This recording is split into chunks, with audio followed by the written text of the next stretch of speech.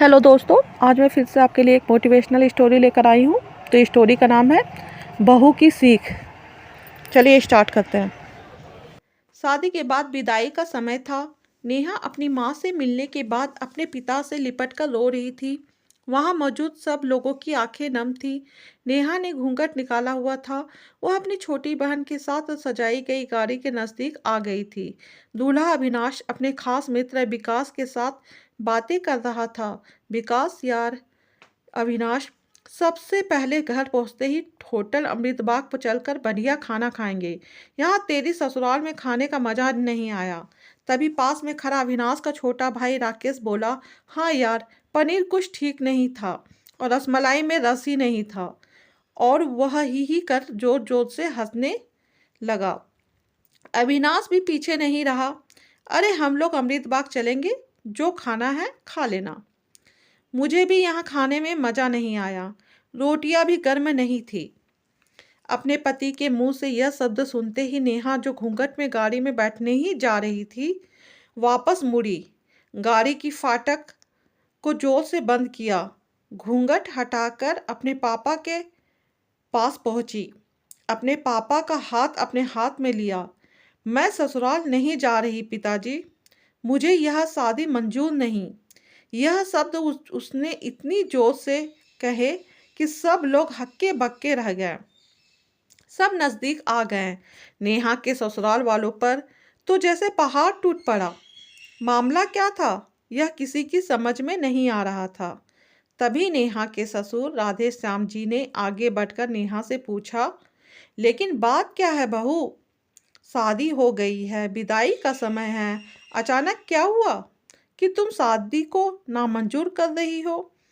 अविनाश की तो मानो दुनिया लूटने जा रही थी। वह भी नेहा के पास आ गया। अविनाश के दोस्त भी, सब लोग जानना चाहते थे कि आखिर ऐन वक्त पर क्या हुआ कि दुल्हन ससुराल जाने से मना कर रही है। नेहा ने अपने पिता दयाशंकर जी का हाथ पकड़ रखा था। नेहा ने अपने ससुर से कहा, बाबूजी, मेरे माता पिता ने अपने सपनों को मारकर हम बहनों को पढ़ाया लिखाया व काबिल बनाया है। आप जानते हैं एक बाप के लिए बेटी क्या मायने रखती है। आप वह आपका बेटा नहीं जान सकते क्योंकि आपके कोई बेटी नहीं है।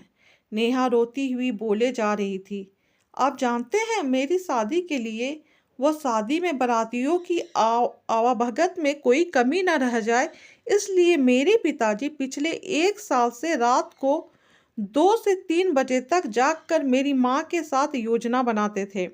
खाने में क्या बनेगा, रसोइया कौन होगा। पिछले 1 साल में मेरी माँ ने नई साड़ी नहीं खरीदी क्योंकि मेरी शादी में कमी न रह जाए। दुनिया को दिखाने के लिए अपनी बहन की साड़ी पहनकर मेरी माँ खड़ी है। मेरे पिता की इस 150 रुपये की नई शर्ट के पीछे बनियान में जो 100 छेद है, मेरे माता पिता ने कितने सपनों को मारा होगा। ना अच्छा खाया, ना अच्छा पिया, बस एक ही ख्वाहिश थी कि मेरी शादी में कोई कमी ना रह जाए। आपके पुत्र को रोटी ठंडी लगी, उनके दोस्तों को पनीर में गड़बड़ लगी, वह मेरे देवर को रसमलाई में रस नहीं मिला। इतना खिलखिलाकर हंसना मेरे पिता के अभिमान को ठेस पहुंचाने के समान है। नेहा हाँफ रही थी। नेहा के पिता ने रोते हुए कहा, लेकिन बेटी, इतनी छोटी सी बात। नेहा ने उनके बात बीच में काटी। यह छोटी सी बात नहीं है पिताजी। मेरे पति को मेरे पिता की इज्जत नहीं। रोटी क्या आपने बनाई? रसमलाई, पनीर, यह सब कैटर्स का काम है। आपने दिल खोल कर व हैसियत से बढ़कर खर्च किया है। कुछ कमी रही तो वह कैटर्स की तरफ से। आप तो अपने दिल का टुकड़ा अपनी गुड़िया रानी को विदा कर रहे हैं। आप कितनी रात रोएंगे क्या मुझे पता नहीं। माँ कभी मेरे बिना घर से बाहर नहीं निकली। कल से वह बाजार अकेली जाएगी। जो लोग पत्नी या बहू लेने आए हैं वह खाने में कमियां निकाल रहे हैं। मुझ में कोई कमी आपने नहीं रखी यह बात इनकी समझ में नहीं आई। दयाशंकर जी ने नेहा के सर पर हाथ फिराया। अरे पगली, बात का बतंगर मत बना रही है। मुझे तुझ पर गर्व है कि तू मेरी बेटी है, लेकिन बेटा इन्हें माफ कर दे। तुझे मेरी कसम, शांत हो जा। तभी अविनाश ने आकर दयाशंकर जी के हाथ पकड़ लिए। मुझे माफ कर दीजिए बाबूजी, मुझसे गलती हो गई। मैं उसका गला बैठ गया था, रो पड़ा था वह। तभी राधे श्याम जी ने आगे बढ़कर नेहा के सर पर हाथ रखा। मैं तो बहू लेने आया था, लेकिन ईश्वर बहुत कृपालु है, उसने मुझे बेटी दे दी। वह बेटी की अहमियत भी समझा दी। मुझे ईश्वर ने बेटी नहीं दी, शायद इसलिए कि तेरे जैसी बेटी मेरे नसीब में थी। अब बेटी इन नालायकों को माफ कर दे। मैं हाथ जोड़ता हूँ तेरे सामने, मेरी बेटी नेहा मुझे लौटा दे। और और दयाशंकर जी ने सचमुच हाथ जोड़ दिए थे। वह नेहा के सामने सर झुका दिया। नेहा ने अपने ससुर के हाथ पकड़ लिए। बाबूजी, राधे श्याम जी ने कहा। बाबूजी नहीं, पिताजी। नेहा भी भावुक होकर राधे श्याम जी से लिपट गई थी। दयाशंकर जी ऐसी बेटी पाकर गौरव की अनुभूति कर रहे थे। नेहा अब राजी खुशी अपने ससुराल रवाना हो गई थी।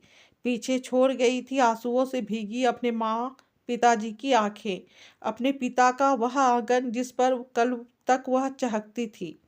आज से इस आंगन की चिड़िया उड़ गई थी, किसी दूर प्रदेश में और किसी पेड़ पर अपना घरौंदा बनाएगी। दोस्तों, बेटी माँ बाप का अभिमान व अनमोल धन होता है, पराया धन नहीं। कभी हम शादी में जाएं तो ध्यान रखें कि पनीर की सब्जी बनाने में एक पिता ने कितना कुछ खोया होगा, वह कितना खोएगा। अपना आंगन उजाड़ कर दूसरे के आंगन को महकाना कोई छोटी बात नहीं। खाने में कमियां ना निकालें। बेटी की शादी में बनने वाले पनीर, रोटी या रसमलाई पकने में उतना समय लगता है जितनी लड़की की उम्र होती है। यह कहानी कैसे लगी प्लीज़ कमेंट कीजिएगा। धन्यवाद।